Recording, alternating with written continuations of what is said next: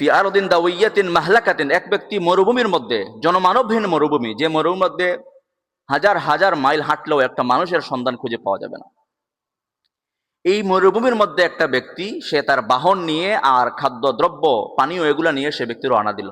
আলাইহা তুআমুহু ওয়া শারাবুহু, তো যাইতে যাইতে সে যখন ক্লান্ত হয়ে যায় তো সোয়ারির নিচে বসে একটু ঘুমায়, একটু বিশ্রাম গ্রহণ করে। যখন খাবারের ক্ষুধা দেখা দেয় তো খাবার থেকে একটু খাবার নিয়ে পানীয় গ্রহণ করে। তো এভাবে যাইতে যাইতে ওই ব্যক্তি ক্লান্ত হয়ে গেল। ওই ক্লান্ত অবস্থায় তার ঘুম চলে আসলো। ফানামা ফাস্তাইকাযা, ঘুমালো। ঘুম থেকে ওঠার পরে সে যখন জাগ্রত হলো, তার যে বাহন যেটা ছিল রাহিলা, সেটা দেখলো সে খুঁজে পাওয়া যাচ্ছে না, আশপাশে নাই।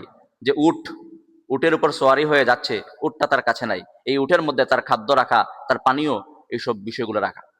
এই লোকটা পেরেশান হয়ে হন্য হয়ে খুঁজতে লাগলো যে এখন তো খোঁজার কোনো জায়গাও নাই, কোথায় গিয়ে খুঁজবে? কোনো মানবহীন, কোনো মানুষ নাই, যেদিকে চোখ যায় শুধু মরুভূমি আর মরুভূমি। একটু ওইদিকে যায়, আরেকবার ওইদিকে যায়, পেরেশান হয়ে খুঁজতে খুঁজতে সে যখন বললো আর তো চোখে দেখা যায় না আমার বাহন, হাত্তা আদরাকাহুল আতাশু, তার প্রচন্ড পিপাসা পেল। আবার সে ক্লান্ত হয়ে সে ঘুমিয়ে পড়ল।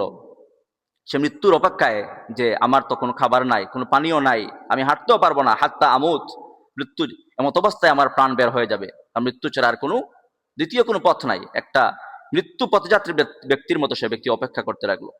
আর এই চিন্তা করতে করতে ওই ব্যক্তি ঘুমিয়ে গেল। ফাওয়াদা রাসাহু আলা সাইদিহি লিয়ামুতা ফাস্তাইকাযা ওয়া ইনদাহু রাহিলাতুহু।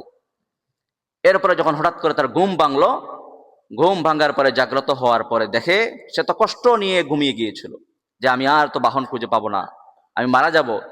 এই কষ্ট নিয়ে, দুঃখ নিয়ে যখন সে ঘুমালো, ঘুম থেকে উঠার পরে হঠাৎ করে দেখে যে বাহনটা তার কাছে হারিয়ে গিয়েছে, সেটি খাদ্য এবং পানীয় সহ আবার তার সামনে এসে উপস্থিত হয়ে গেছে। সুবহানাল্লাহ।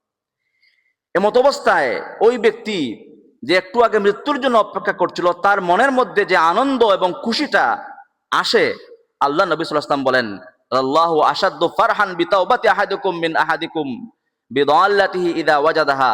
ওই ব্যক্তি, মৃত্যু পথযাত্রী ব্যক্তি, তার বাহন পাওয়ার পরে যে পরিমাণ খুশি হয়, একটা বান্দা যখন আল্লাহর কাছে তওবা করে, ইস্তিগফার করে, তো আল্লাহ রাব্বুল আলামিন ওই ব্যক্তির থেকে আরো বেশি খুশি হয়ে যান। সুবহানাল্লাহ।